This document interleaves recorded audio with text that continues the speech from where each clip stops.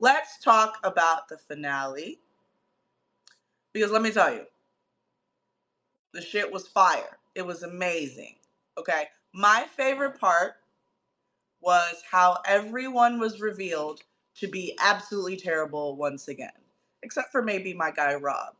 But I love that there are so many open ended questions about everyone, but you're not concerned about who is worse than the other. You're just looking at how everyone is just kind of terrible and manipulative and out for their own pleasure, power, gain, and everything.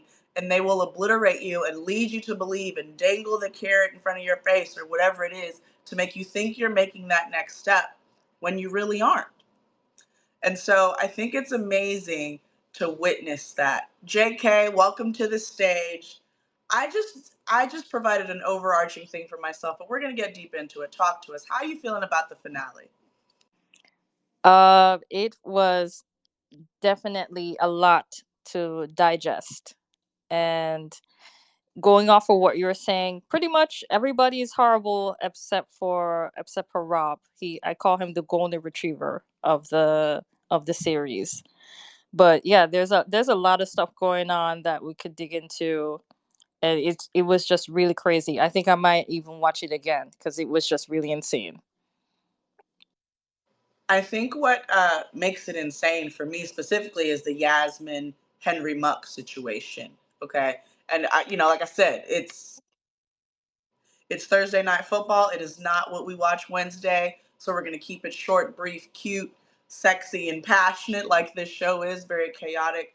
Let's get right into it with Yaz and Henry. Okay, JK, you're saying it's really intense, it's chaotic. Yasmin, I talked shit about Yasmin in the last few chats that we had, and with reason, okay?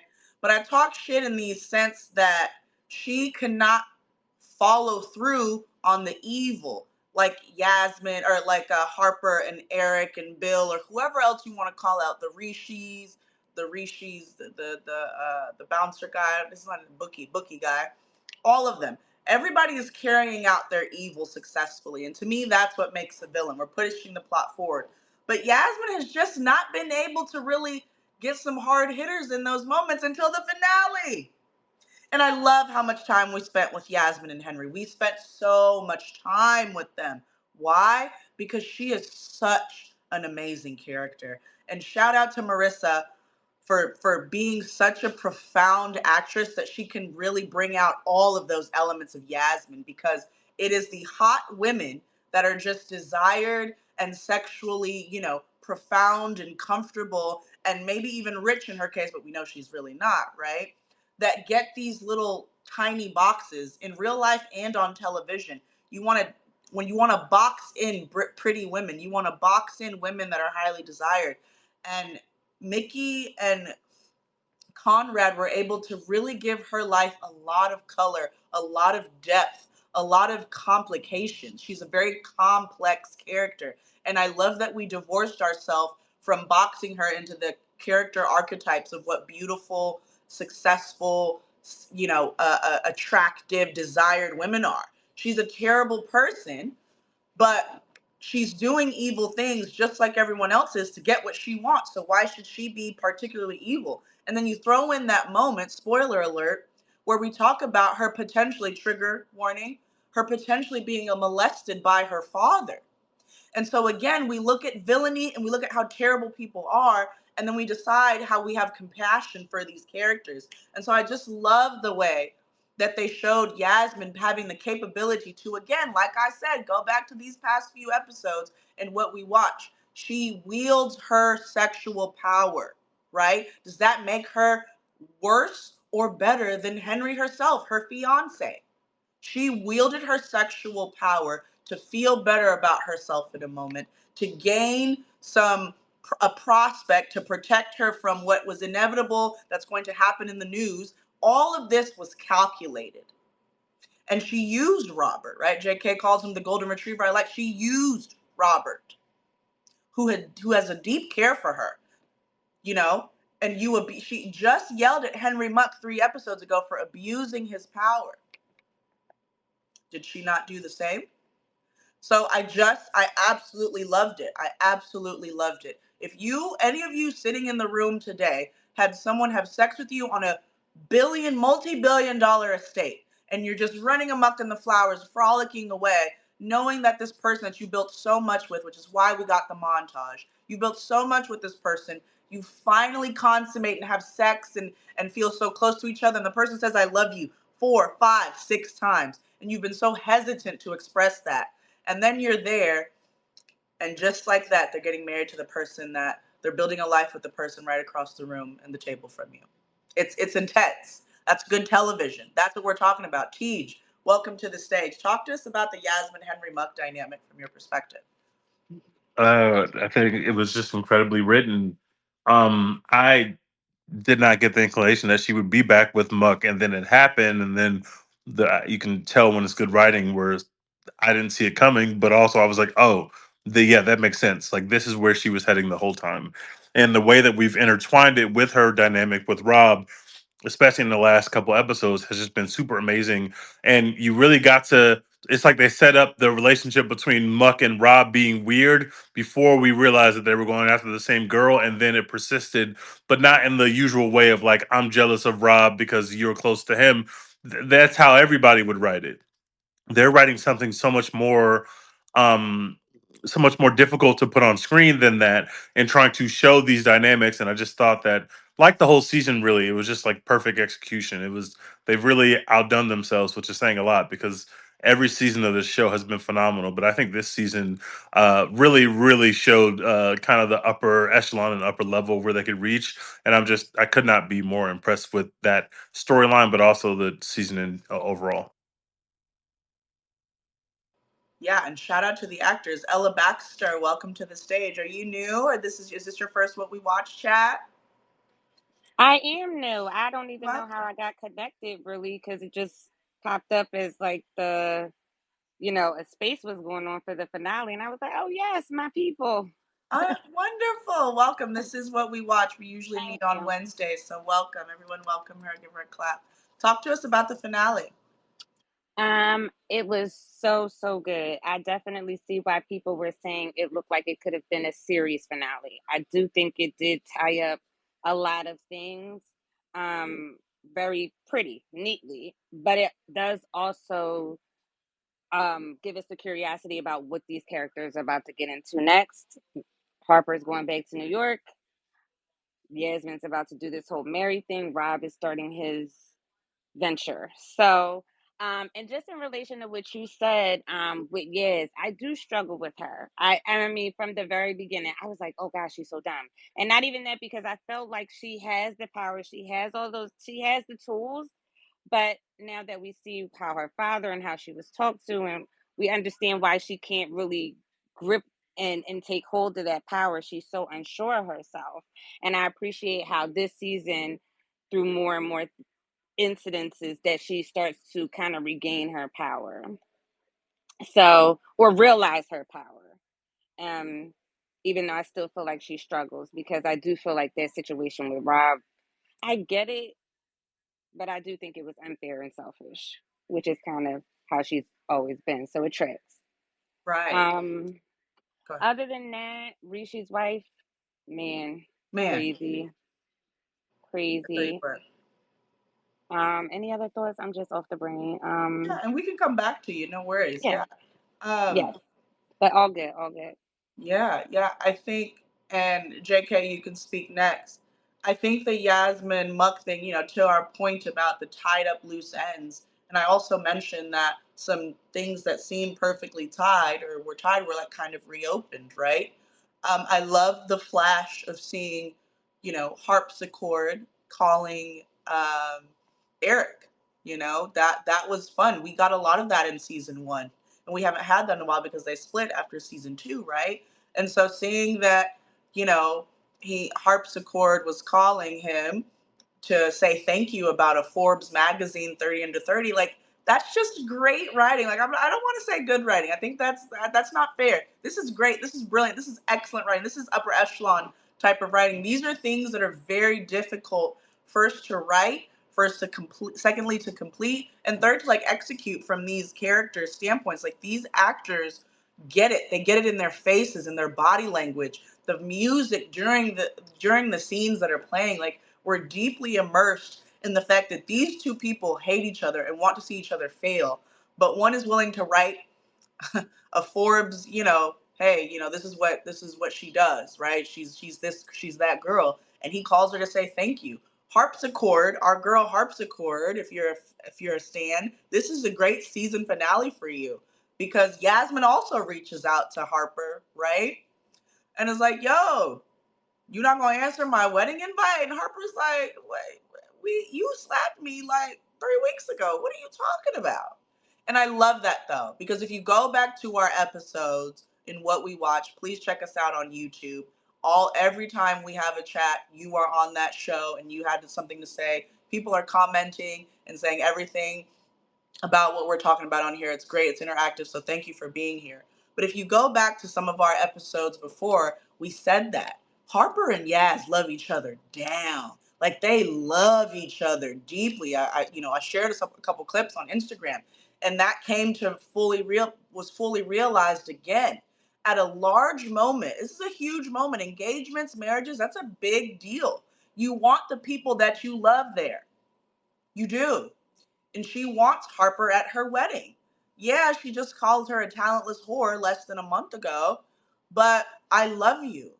And we can get past this. And maybe we're never the same as we were, but man, are we deeply in love. Like we love each other. And so I love that. Like the writers get it. This is real life. You'll fight, you'll bicker, there'll be physical violence, but that doesn't mean that the feeling and the love isn't there. And that at these big moments, whether it's an engagement or a wedding, that I don't want the person that's kind of been here throughout my entire career, throughout all this fucked up shit, and who witnessed me allow my father to die. You're not gonna show up to my wedding over a quick little bitch slap? JK, what are you thinking? Um, Two things with Harper and Jasmine Hive. I When I was thinking about the way that she was talking to her about the whether or not she was gonna go, Harper, I I don't know. Like I know Harper definitely loved her in the previous season and up to the slap. I know that for sure. But after the slap and everything, I don't know if that same feeling is still there, because the way that her face looked while she was talking to her on the phone, the way that her voice sound, it was kind of like, well, if there's somebody important there, I'll be there. And it kind of sounds like a joke. I guess it could be taken as a joke, but at the same time I kind of felt like maybe she's not too sure about how she feels about her anymore, and hence why she hasn't answered the invite. That's Harper, just, to how Harper feels about Yaz. Okay, yeah, thank you. how Harper feels about Yas, and that's why she hasn't answered the invite. Tej, what do I you think? Um, I don't know. Obviously, we knew that they would come back together because they always come back together. But I just think it was just so well written that like now we have this major life event that Yaz is throwing. So she's got to call Harper, and then we get an update on both of them in that conversation. Whereas you learn that Harper's been in Forbes, and Yaz is leaning into her celebrity housewife, and having the Obamas over for dinner or for the wedding. It's just like, so you see kind of that quick snapshot update, She's but it's, she's in magazines now, country yeah. living, right? And you get to really see how far they've come from where we started, but also just to see how far the relationship has come is like they could have these very honest, very raw, very disrespectful even conversations with each other, but neither one of them is opting out of the relationship. They take their time apart, which is the way that relationships work. Sometimes y'all there's distance there. Sometimes you both need to go to your corners and lick your wounds and keep moving, but they're both progressing in their careers, and so they meet later down the line, and it's just really cool to see that relationship evolve in the way that it is. But like they could be back to slapping each other and calling each other whores next season, and then they could rekindle. Like that's just the nature of their relationship, and it's really well portrayed. Yeah, it's the epitome of what a toxic relationship looks like. But I think people hear that term toxic relationship, and again, want to box it into this thing that should either be completely avoided or it's lesser than the healthy relationships. And I love that we can participate in this television show, right? This fictional portrayal of how life really may well be, right? It's very realistic in a way. You know, at times we watch art and it's like, oh, that's not realistic. And it's just so fascinating to me because all of our realities are not the same. We could all go through the same thing and take away very different things from that. And I love that this show preserves that, preserves the fact that you may not know what this person's reality looks like. And this may sound crazy and bizarre here, and you may have never been through anything like this, but you understand it. You have compassion for it. Maybe you can't relate, but you get it, right? You're like, damn, I wouldn't have done this, but you know what? I expect this from Yasmin. I would have done this, but you know what? I expect this from Eric. And I think it's so interesting to call the penultimate episode Useful Idiot because that term came back for the finale. I think it's very important, right? Because, first of all, again, the term idiot is someone that may immediately seem, again, somebody you don't want to be a part of your life, someone that is lesser than you. And so we put the term useful before that, and we can see that we can use these idiots as stepping stones for a better life. In a way, Robert was a useful idiot for Yasmin. In a way, Eric was a useful idiot for Pierpoint. In a way, Bill was a useful idiot for Eric, right? And we just keep going through this. And that's been a common thread throughout this whole season, if not this entire show. Sweet Pea was a useful idiot for Eric and Rishi and Yasmin for a while on the floor. Now Rishi is the useful idiot for Harper and Sweet Pea at Leviathan Alpha, right? Are we seeing how everybody's taken on a role at a different time during this season, and it's so seamless. Like the flip-flopping, I mean, man, I am obsessed with the way they're writing these characters because at any given time, baby, you are a useful idiot as long as you serve my purpose. But that's one thing that every character shares. Whoever used your favorite, they're looking out for themselves. You may think Rob is just little baby. I promise you, Rob is only looking out for himself. He is. He's just going about in a way that's probably the least harmful. But in the world of finance, in the business of finance, baby, he's looking out for himself, which is why we ended with that scene to me, which was brilliant. Oh, Rob is just, oh, woe is Rob, little golden retriever. No, he's a go-getter.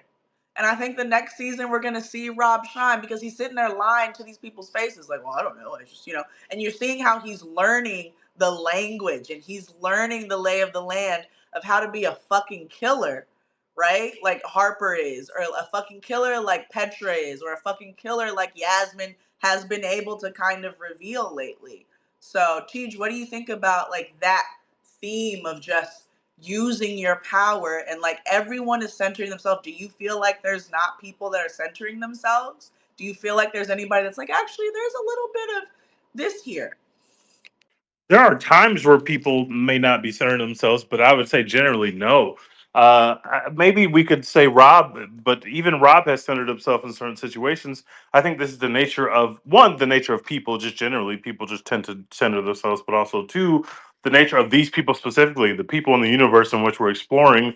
This is the way that it works. We've seen a lot of people that have done fucked up shit across this show and in this season in particular, and this is just the nature of the beast. And a lot of times people pay for not doing bad shit. You know, that the Harper's the investor guy told Harper like it's actually worse to be betrayed by your friends and not see it coming than it is to like betray them. Like you let her go behind your back and you not realizing it was happening is worse than whatever the hell she came to town tells me about, which is insider trading, which is something I don't care about because I insider trade too.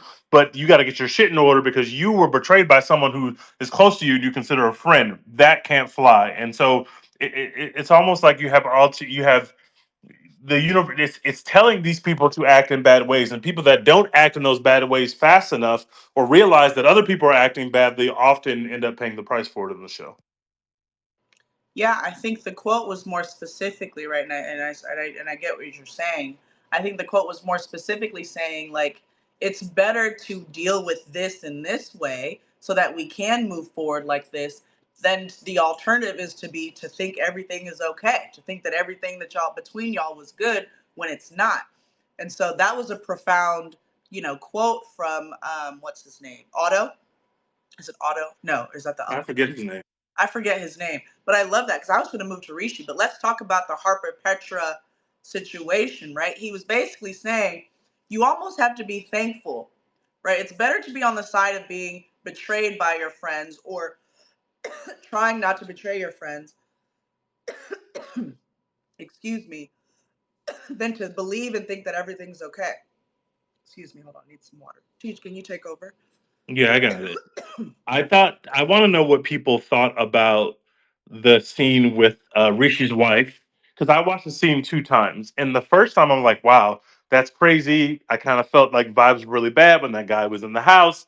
Your bookie's in your house. But the second time I watched it, I realized, and maybe this is how y'all read it the first time when you watched it, I realized that Rishi probably had a hand in setting up the murder of his wife for insurance money because the wife says that I got here to your place, which is not our mutual place because they're split up. So Rishi is in a bachelor pad. He lives there alone, and the wife says that when she got there, the guy was already there. One, why would the guy have been there? How would the guy have known that the wife was going to be in that space, which is a new space that he's never seen before? And also, two, how did the guy get in there when there's no one there to let him in the door? So I think what happened there was Rishi set up his wife because she's rich, and they're going to use that money to pay off the debts, which are £500,000. But I want to know if y'all read the scene in the same way, or did y'all just think the bookie finally got fed up and went and killed his wife like in retribution? Anybody can speak on that. I think it could be either way. It could be because we already saw earlier in the season that they have been interacting, and Rishi has had a long-standing gambling problem, and he just keeps like borrowing and adding more and more to it. So I think it could have gotten to the point where he got really fed up with him, and then his wife is talking crazy. So this man owes you a lot of money, and his wife is just going off like that. I could definitely see how he could have just shot her out of just being like fed up and sending a really powerful message that you better figure out some way somehow to have my money because I just killed your wife in front of you.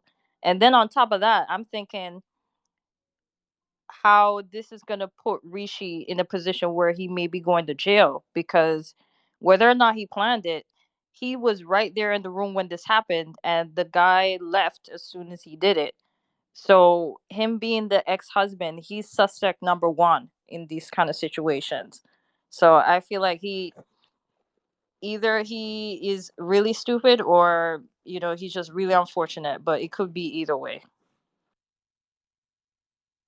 I like that. I like that. I've never, I haven't been in the position where I feel like it could be both, but I have at different times thought both. So I really like that. That's just so crazy. Monique, are you back? Are you good? Yeah, I want to let Edwin speak um, next, but then I can go. Go ahead. Ed. All right, thank you. Yeah, that was really unexpected. The scene with Rishi, Vinay, and Rishi's wife. It immediately got back to Uncut Gems, but also the ending of The Departed. He was like, I was not expecting that at all. But I don't think it's far off to think like maybe because it was like theorized like oh like maybe he has his wife has life insurance and if anything happens he could get the money and probably pay back, but also it's like Rishi's just in this just put himself in this continuous hell on himself. Like he said that to everybody at Pierpoint, but also he's done that to himself. So he's like just a 500,000 like pounds of just debt. It is like is insane hole to dig yourself in. So it's like of course she's gonna of course it's like something bad is gonna happen. Like even like when he went to the party at Pierpoint is like I don't remember seeing a scene of him like getting his arm broke, but it's like just he's been doing things like we already know like who is what his character is dealing on the side Right. now. and so just seeing like his wife getting murdered was just so unexpected. But it's like this is just like the hole that he dug himself in, and then it's like we're not even sure if Cigar is gonna come back for season 4, which I'll be sad because I always enjoyed him in the show and seeing his grow as an actor. So we'll see what happens. But yeah, it was totally Cigar unexpected.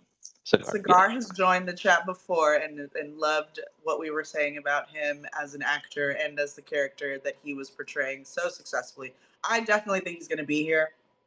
I think two things to the point of reshoots. First of all, Tej, you got your uncut gems. You had called it when we were watching it, but you got your uncut gems moment. Once again, I'm being honest here. I do this film and television thing. I understand it really well. This is brilliant. Brilliant writing, brilliant directing. I mean, pacing. When we complain about shows, we're like, why did this character do this? Why is this happening so fast? Why is this happening so slow? And industry is like, you're not going to have any questions. You're not going to have any questions. You're going to get it. You're going to get the payoff when you want the payoff, when you need it. It's going to feel great. It's going to hit hard. We're going to make sense. We're going to allude to, Rishi being harmed with the cast. Everyone had the question about the cast. Do we have the question about the cast anymore? We get it. We know exactly what happened with the cast. Yeah, We'll we tell know you exactly what happened. we know exactly what happened with the cast. We didn't want to believe that, but we know exactly what happened with the cast. And my second point for me with Rishi is whatever y'all say he did that shit. Whatever y'all say. If y'all tell me Rishi set that up, I believe it. I sure believe okay. I believe it because I'm gonna tell you again what I say. Everybody on the show is a terrible they're terrible people that are only out for themselves. And if I can take out the insurance money of a woman that already has cheated on me, that I already cheat with, that we're already broken up, I'm already in this fucked up ass, tiny ass apartment. She had me out in the damn country with people that are racist anyways. She living her life, her hair's blonde. My kid, if I have the money, which I'm going to continue to fucking gamble to make money, if I have the money, I'll pay for a nanny to take care of my kid. And so, did he kill his wife? No, but it's giving Yasmin. Okay, it's a common theme. They're regurgitating themes, guys, but it's just so beautifully woven in, and it just makes so much sense. It's giving Yasmin. It's giving. Bookie was like, "Yo, you had to come up with 500,000. Your whole family dying.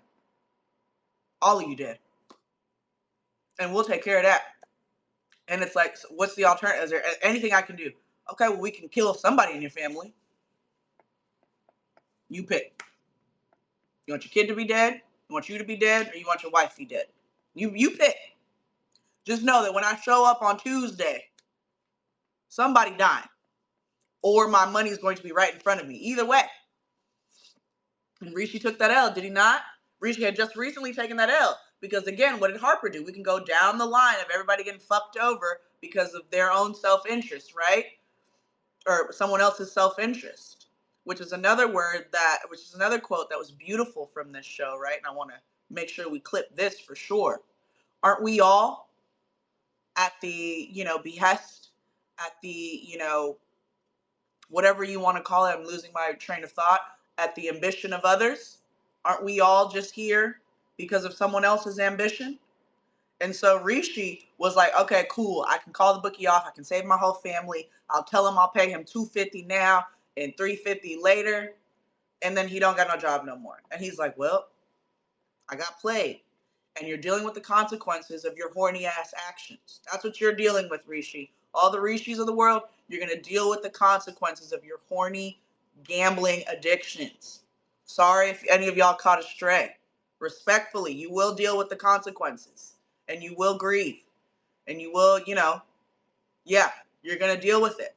Because somebody's going to play you and you're going to think you're going to think you above it.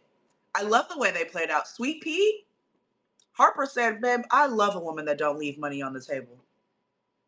You want to talk about a sex worker? You want to talk about a sex worker? You harass sex workers and you gamble for money. Don't you dare talk about anybody's extracurriculars over here. Your extracurriculars are stealing money. People willingly give her money. So, you know what I mean? Ella, talk to us. Tell her what you think, or Teach. Go ahead. Well, I And mean, then, no, go ahead. You got it. Oh no, I was also gonna say yes. I love seeing Sweet Pea and Raj walking in whenever she was walking out. Gold, his face was like, oh my god. And then I don't know why I was surprised that she came for Rishi like that. That was a surprise to me. I think when I caught that there, but I'm like definitely appropriate, 1000% appropriate, especially when they brought Sweet Pea and Amraj. You start to remember like the horrible things. Even I think was it last episode where the Reddit forum went around and homegirl, I don't know the other young lady's name that left, that was the one who actually put it up and like Yeah, so imitated all the mess he would say and how horrible he was to everybody. So it was definitely appropriate. And I'm glad Harp got to bring the gavel down on him. yeah. Teach, go ahead, and then them. I was literally just about to reference the same scene. I'm trying to think if there's any other scenes that I want to go to, but no, I'm not ready yet. Nem, go ahead.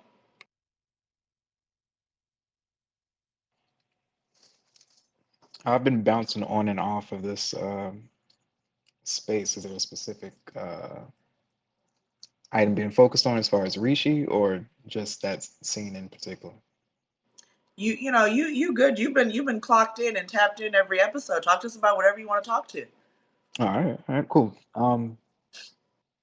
The um, the extension of the useful idiot goes deep into this episode, and every useful idiot from the last episode was still an idiot overall this episode, and I appreciated the carryover, um, the carryover of that, especially with Eric like pushing Bill out to sea, and they're like, well, Eric's easy enough to deal with. Bill was the one that was kind of had a chance at power, so like him getting used, Rob getting used, um, and they're all. And I think everyone but maybe Petra. I don't really know all what happened there, She's but absolutely being used. yeah, Absolutely, 100%. yeah. So I think, and they all kind of got like a undersized payoff, if that makes sense, as far as like all of their effort and the moments that they thought they were entering, or the moments they thought they were having. Like Eric has that speech moment, and he's like, "Oh no, I'm really here. I'm a leader. I'm one of these top guys," and he gets ushered out the door. Um, Rob finally has a vulnerable moment with Yaz. They admit they love each other, and Yaz goes and gets married to to the other guy, and he has to make a long drive. Um, and I want to say that something similar happened with Petra, but I think they shared it with Harper as far as the not getting the full payoff of their short. Like that was just that, not quite the payoff that they were going for, was a theme between the useful idiots as well. Ooh, I like that, That's Nem. good. I like that. Yes, that was like an overarching theme. Like, yeah, you won, but at what cost? Kinda, yeah. But at what cost? 'Cause I'm a meme and at all times. Uh, but at what cost? And did I really win as much as I want to? I love that you brought that up. That's why we just let you pod, Nim. You came in a little bit late, but Appreciate you missed the beginning, and I said those exact words regarding usefulity, and I said that was a common theme, not throughout the season, not throughout the show, but or not only throughout the episode, but throughout the entire season and the entire show, is who is the useful idiot. And at any time, you could be the useful idiot, even while you're on top. You could go right, slide right back on in. And if you're the useful idiot, you could slide right back to the top. And so let's focus, right? Let's focus and go into specifically Pierpoint, right? We don't talk about Pierpoint enough for me. Pierpoint is another character in this show. Pierpoint is his own character. All right, Pierpoint is dead. We see Al Mirage Pierpoint now. Pierpoint's dead. Pierpoint's bought out. It's a new season, right? And so we used Eric. our youthful idiot, who was also used in the penultimate episode, right? And he has these triumphant moments. Good job, Eric. Great job. Well, you really recovered on that speech there, buddy, because you almost lost us. Great job. Thank you for making sure everyone thinks they're going to keep their job. Yours is done. We don't need you anymore. Thanks. And it's brutal. If you've ever been in the corporate world, you are not unfamiliar with the term useful idiot. You're not unfamiliar with it. Whether you've been it or whether you've witnessed it happen to someone else. If you have been in corporate America, you know that. And so Purepoint operating as that other character in this show, celebrating its 150 years, which is a birthday and also a death, right? Look at Rishi. Rishi celebrated a birthday and also a death, right? It's just this rebirth kind of idea. And I think Purepoint is dying as a character and losing like all of like all of the people that made the floor, right? Because we know industry, this is the industry, it's the floor that we're on here, and now it doesn't matter anymore. Eric is gone. Eric just ate his own words, experienced everything that he's made everyone in the last 2 seasons go through. Eric just walked into his office that he just got. It's a really nice view that he just got. And Wilhelmina's sitting there like, well, thank you for your use here, idiot. Right? And so he acknowledges that as he looks out this new view and looks back and is like, damn, I was a useful idiot, huh? Yeah, and Bill is dead. Sometimes the trajectory of a useful idiot is they die. I'll see you Thursday for Bill's memorial. He's dead. He's dead. He's gone. You used him. You guys used him, and now his life has very little meaning, and he's gone.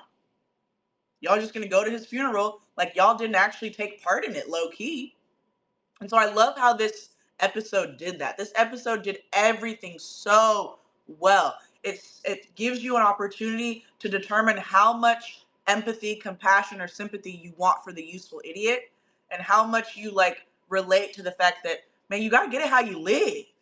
Yasmin, Rob, Eric, Harper, Petra, Otto, the dude's name that's in between Harper and Petra.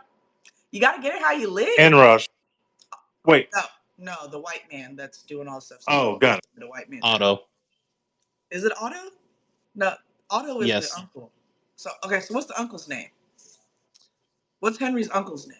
That's not the same name. Let me Big Muck. Was it Big, Norton or something? Big Muck. Norton? big, Big big Muck, not the little one. Big Muck. Not. Batij, I saw your hand up. Go ahead. I think you guys get what I'm saying. Go ahead. Well, this is going to spin us, but another useful idiot is obviously Henry, because Henry, one, is an idiot, but also two, it was very useful to where Yasmin is trying to go, and that's the decision that she makes. And I just want to open it up to talk about the decision that she made.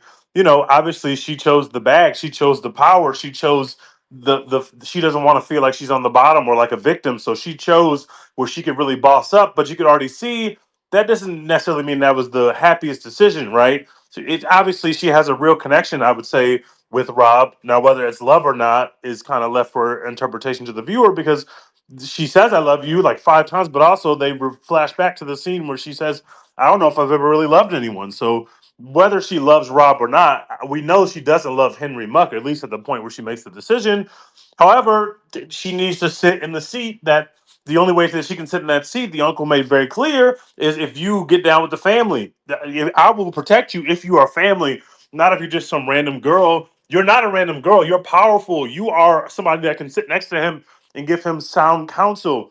And so he needs somebody like you. So I'm willing to give some of my influence and power and money to you.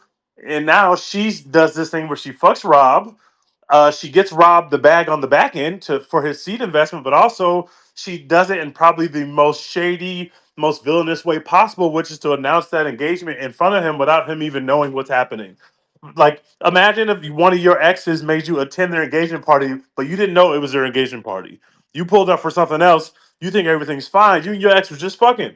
Everything's good. We good. Nobody got to know that we fucking, but we good. And all of a sudden, you show up to the event and it's her fucking engagement party. You had no idea. That's villainous behavior. So I just want to talk through her decisions. I think that all of y'all are going to agree that she made the right decision by taking the bag, but that's because, we are people who are not mega, mega rich. So we're thinking about money way more often than people who have it. And I probably would have taken the bag too. But the way she did it, they made it clear that they're not giving you an out to where you can say she took the bag. That doesn't make her a bad person, because we've thrown that out the window because of the way that she did it. It's clear that they're trying to show you she's not a great person. But they also showed you that she's been abused, like Monique said earlier. So now you're layering everything on top of it. All these things are not taken separately. These are all considered together inside one complicated person. It's just a perfectly written character. Yeah, and I think you hadn't joined the space yet, but that's kind of where we started this conversation. I'm glad we're back here because you introduced a couple of more things that we can speak about. Number one, she didn't say that I don't know if I've ever loved someone only. That's not only what she said. She said, I'm good at making people feel like I love them. That's deep. That's manipulation. That's an abuse of power. That's why I said go back to our episode 2 episodes ago when I talked about Harper and Yaz, and specifically Yaz as a character and the overarching character for this season, right? I got that I told you so and that I was right moment that I love to, highlight. If you have a I was right moment, get that in this space. But I told you guys this may be Yasmin's season because we're getting to see the complexity of hers, but don't think that she is just a victim. She's not. She is very capable of absolutely heinous, insane things that if you were in the passenger seat while she's driving that car, you're gonna be like, whoa, what the fuck did you just say? What the fuck did you just do? Did you just have raw sex on the estate of the man that you're about to marry and say, I love you to that man 7 times? And then 2 minutes later, go to the other man and say, yeah, I just fucked a man on your estate. And also, do you love me? I just told this man I loved him and had sex with him. But do you love me? Henry, do you love me? And yes, I love that. You introduced a very poignant point that Henry is also a useful idiot. But one of my favorite things about this show is how the show allows for the characters, it's written so well that it allows for the characters to have the moment of, I'm also aware. Eric was like, damn, I was a useful idiot, huh? Henry's like, I think Henry's fully aware. He's a useful idiot. Do you want me to just get on down on my knees and propose to you like this? And you want me to do this? This is what you want me to do? You want me to be a fucking idiot and do this for you? As he's doing it. Henry Monk is not, he doesn't lack awareness that he's a useful idiot. But, speaking of mega, mega rich, who cares? I'll be a useful idiot. I'm rich as fuck. At the end of the day, y'all ain't got shit on me. Because whatever you do, I'll write a new story. I'll have my uncle take care of it. I'll pay somebody to do this. I'll insert money into this seed, or I'll take money from you. I'll be a useful idiot. Money allows for you to do that. And we're talking money. We're not talking money. We're talking money. He doesn't have money. Okay. He has money. Okay. That house was crazy. That's not a house. That's like, why do you live in Fuck a castle. multi castle? Like, why do you live there? That don't make any sense. And we got that, as viewers, we got that affirmation from Yaz being like, oh, I'm sorry, can you hear me over there? Yeah, can you hear me? Oh, I'm sorry, do you have enough space? I don't know if we should stay. Do you have enough space? So I love that. Let's talk about Henry Muck because he's been here throughout this entire episode, and we met Henry. I want to remind us where we met Henry because I see 2 hands up. We met Henry in a fucking whirlwind of an IPO fighting with Rob. And we leave with Rob driving off his estate because he got his bitch. All right? That's crazy to me. This is crazy to me. But it all makes sense. So to Tija's point, like, how do you feel about Yasmin's decision? Like, and don't just feel sorry for Rob in that answer, but go ahead, Edwin. Having watched industry for we're on our third season, you kind of knew like this was gonna be Yasmin's decision because this is kind of who she is, pretty much. You know, we've seen her how she interacts and seeing like how people react to her, and then it's just kind of weird because she's just this nepo baby that lives in her own world, and sometimes Harper had to be the one that like worked harder because it's like I gotta work hard for this while you get to call your dad to like pay for it. And so like even like with society, because we're from the States, so like in the UK class is more very noticeable there. Like if you try to, like we in America, people will try like, oh, you work your way up to the top and you'll get lucky. But also in the UK, it's like, no, you stay over there in the middle class or low class, while the rich just stay, and we don't want anybody to come over. And if you do try to come over, we'll try to judge you. So it's just Yasmin is just she just saw like in the car at the gas station, she just seemed like this potential life she would have with Rob. It like, if I stay, like we have these kids, and then like I'm gonna live this life that I'm not comfortable with. But also, she's under pressure because Hanadi Publishing is trying to put all the blame on her when she didn't, well, quote unquote, didn't know much, and she's like, "You can't do this to me because the press will kill me." So it's just she's making a decision to protect herself, and the uncle Norton, who they had a conversation with, who she tried, he basically was the father figure that she needed in that moment to feel protected. And I felt like we can say a lot of things about Yaz, and like she's certainly a tragic character. Like it's like, man, it's just like this poor woman's like she's been through so much in her life and been scandalized by her father, that she's like, I gotta make the decision to stay with Muck and the family, because if I stay with them, then I'm good for life. Like there won't be any control of my name in the headlines anymore. Is like like even like the Country Life magazine, which the photos look amazing, is like just we got control of that. Is like, and Harper was like, of course you did, because that's what your family does. So this is just a decision that Yas had to make in order for protect herself. I don't think that she would go to Rob. If anybody's seen The Age of Innocence, Scorsese's film with Daniel Day Lewis, Winona Ryder, it's something similar to that, even though it's based in New York. But it's like just you want this thing to happen, but it's never going to happen. And certainly, like this is just a business decision. So Yep. yes. Absolutely. You spit. JK, go ahead. And then, hey, my girl, I see you, Kyra. Go ahead, JK. Yeah, so I wanted to also touch on that Yasmin decision. I felt like everybody was talking about her seeing him scratching off the lottery, and that she probably got the ick, in addition to seeing the family in the car and just thinking like, oh, this is what middle class life is like. I don't want to do that. But I felt like what was really driving her decision was when she was talking to the uncle, and he was just making it super clear, like you guys have mentioned already, that you need to get with Henry in order for me to throw my weight behind you to help you with this case, because I know you got a lot of stuff going on and you're dealing with the bad press from the fallout with the publishing company, and then also you have a potential lawsuit that you have coming up in order to fight not being named the face of the fraud that happened. So you need my help, and you don't have no job, you have no income, like your whatever inheritance that she may have had while her father was alive is gone.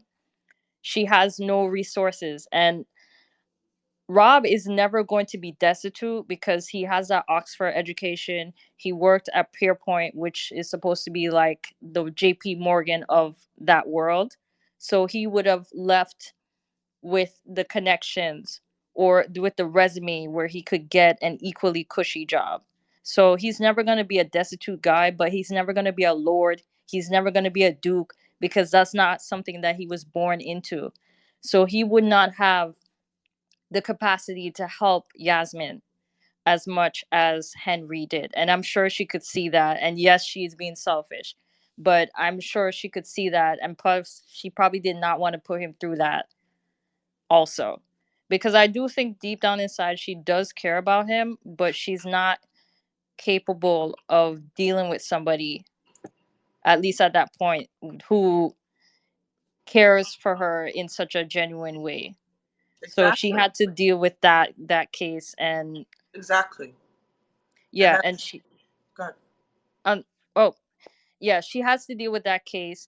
And she, after she talked to the uncle, she had sex with Rob in the garden because she wanted to have like a last hurrah before she is an honest woman with Henry.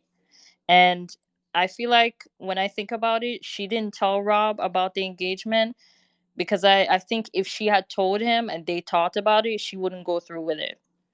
Because I don't know if you guys saw, but when they were saying goodbye the next day, when she was going off hunting with Henry and the family, and Robert's leaving, and they said their little goodbyes, like at some point she had to turn around and like go into the car and then not look at him anymore, because you could see on his face that if she kept looking at him or kept saying anything, she might change her mind.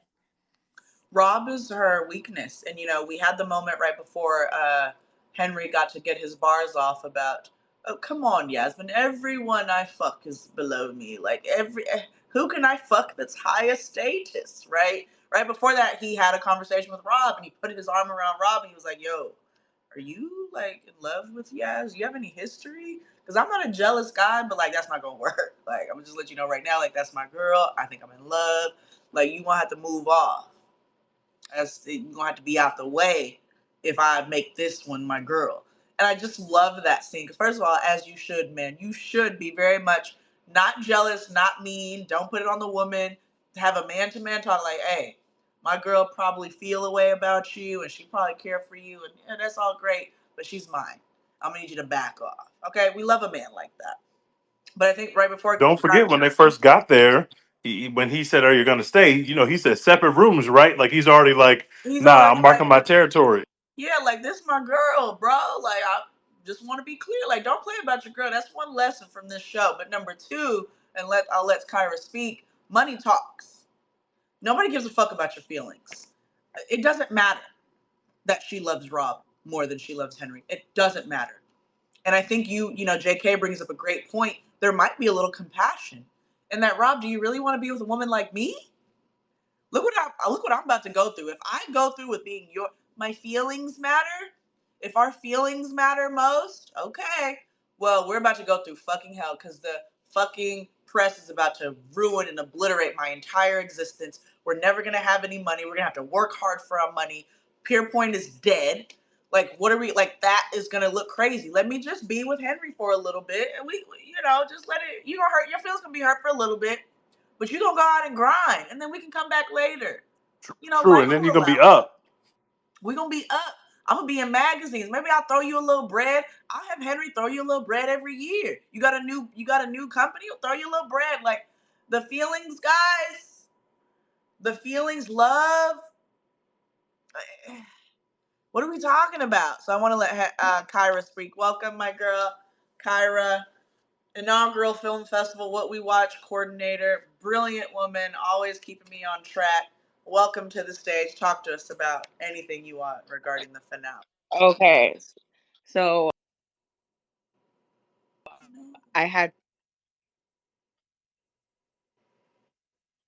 to say about this show. Money is the main character. It will always be the main character.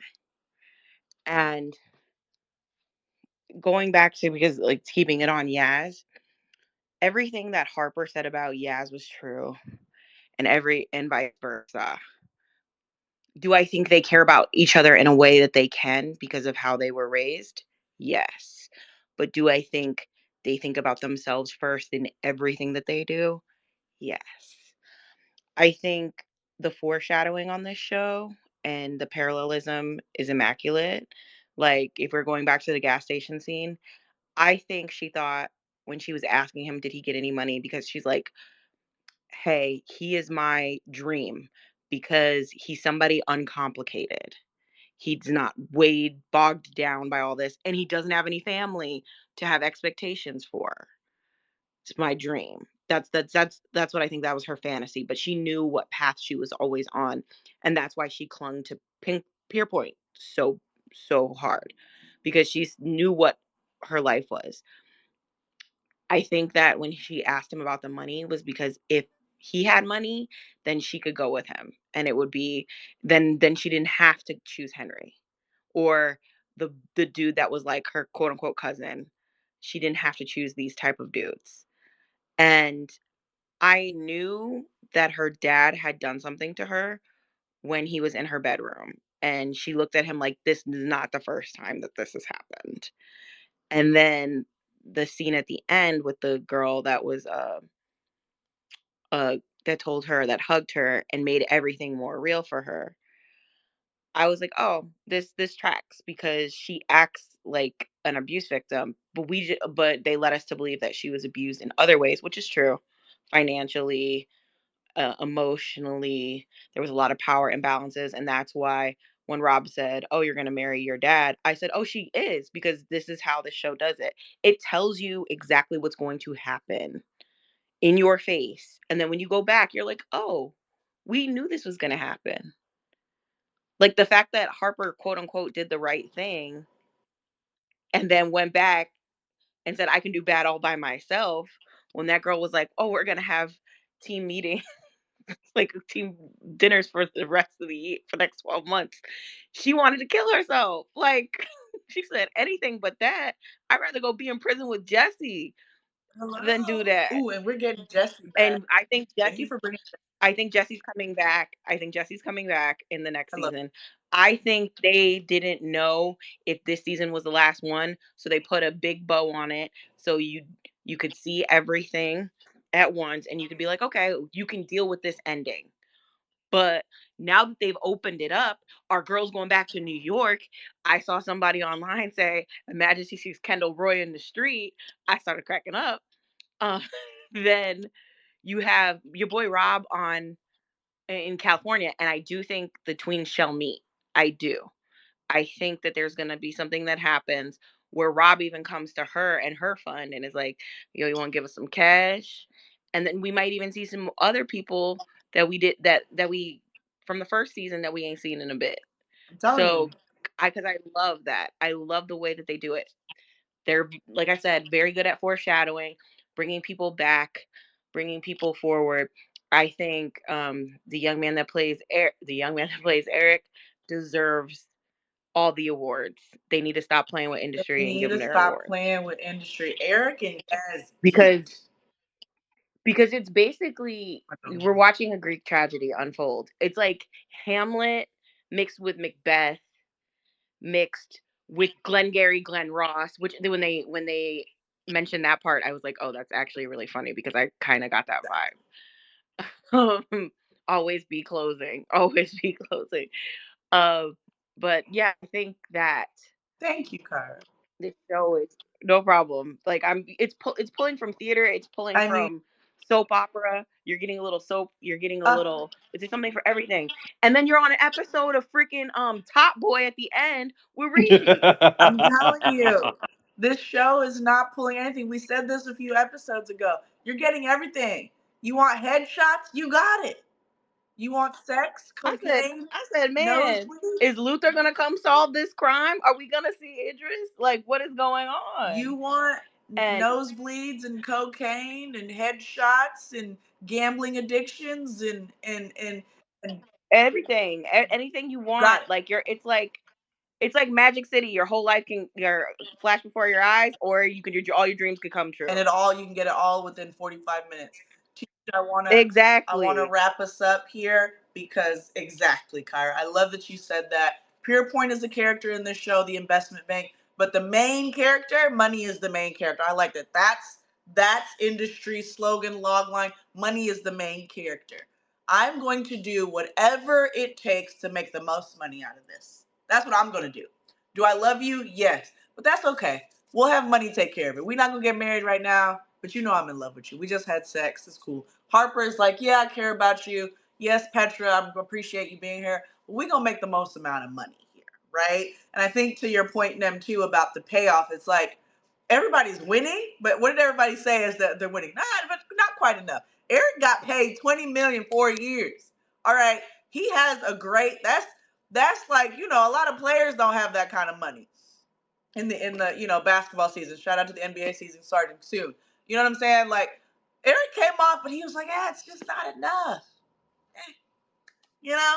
Harper is like, yeah, we got a little payout. I'm not really used to that. These people are extremely wealthy for what, like rich at least for what, all intents and purposes. Like they're good. but they don't want it to be good because Monique, if I may, I forgot that Rob got that money from the first yeah, season. And then because I was wondering how he was paying for the house, I was like, oh, this must be Pierpoint money because I know people that have worked for BlackRock, and those people make crazy yep, money like they get paid quarterly, but it's worth it. exactly. So to see like a glimpse of what they're talking about, and this is people moving literally billions of dollars every day. I think this is a great representation of that. Exactly. And so I think it's important for people to like make sure they remember that like everybody's good, but not really. And I think, Kyra's right. Like they wrapped this up in a really nice bow. They tied a lot of loose ends. Maybe there was an industry part of the industry, the entertainment industry. Like we don't know if we're gonna get greenlit for season 4, but we're greenlit for season 4. Tej, give us some closing remarks before we go. Tej. Oh, sorry. I thought I was unmuted. First of all, I loved your comments, especially your comment about the way they ended it. Like they've never ended a season like that before. So it was clear that, we didn't know where it was going. And they get into this now primetime spot. They're trailing basically Game of Thrones for that slot. They crushed it in that spot. I'm sure they've done very well because we've already heard that season 4 has been greenlit. So obviously they were doing well in that spot. They delivered on the product in terms of what they were supposed to put on the screen. They delivered on that side. And so things worked out well. But it's clear that when this season was being written, they wanted to give you, if this is our last episode, then we've closed out all of our storylines in a nice little bun. But now, and that's hard. It's hard to end a season of television under any circumstances. Trying to do both, where you give people that closure, but also leave the door open for more storytelling or more immediate storytelling, is impossible to do. But they were able to pull that off in a very seamless way, to where I'm sure someone who's a less educated viewer probably wouldn't even realize that what you were seeing is both a series finale and a season finale. Like it could serve as either one of those things. That's just it just shows the level they're operating on. Heck yes, absolutely. And to that, this is what we watch. It is not what we watch Wednesday. It is what we watch Thursday. But every day is what we watch because we're always tapped in. And we are the educated viewers that Tej was just mentioning just now. So, again, thank you for joining What We Watch. Again, industry, thank you so much. We've had 8 straight weeks of chit chatting every week. Thank you for being here. It's always a great time. Please join us and subscribe on YouTube. Follow us on Instagram and Twitter, www.filmtv. We are trademarked like Nike. That is what we watch. Hashtag it out and be a part of this community, a part of this growth, right? Whatwewatch.net. We've got a lot of live events coming. I have a ton of speaking engagements soon that I'd love for the community to be a part of. A lot of people understand that our community, our network is powerful. They're educated. They get it. We get it, right? And one last thing before I go, because you guys got me going. I realized that the end of Succession was also like over a pier overlooking the city and the water. And that's kind of what we got here for this too. So I wanted to make that quick parallel. But all right, my voice says that's enough. So thank you guys so much. Industry, thank you. We'll be back for the next show or film. Try to guess. The substance. Okay, well, no, it's no longer a secret. We're talking about The Substance. If you have not watched that movie, that is on you. That is a problem. If you are on the internet, oh wow, you're on the internet because you're with me. If you are on the internet and you have any photograph of yourself on the internet, any at all, watch this film. If you have ever considered how people see you, watch this film. Demi Moore ate down, Margaret Qualley ate down, Dennis Quaid ate down, and it is so fun. It is so exciting. It's tormenting, it's beautiful, it's exciting, it's disgusting. It is so much fun. It is so fun. I this movie feels like whatever, think about the most fun day you can have. That's what The Substance feels like. So shout out to Coralie Farget. Don't know how to pronounce her last name. Forgive me. But that is the What We Watch Wednesday recommendation next week. Tap in. It is limited in theaters. It is an independent film. So make sure you guys look in your local theaters and see where you can get it. Try the Substance at Try the Substance on all social media platforms. I'm telling you, I cannot wait. Me personally, I want to step back. I'm not telling you to watch this just for that. I need to hear what you have to say. Like, if you watch this movie and don't tell me what you think, I'll be offended. You have to tell me. I have to hear how you guys feel about it. So, thank you again. That is what we watch. Thank you, Industry Season 3. We look forward to Season 4. You may or may not see me at the premiere. And please watch The Substance at your local theaters. Ciao.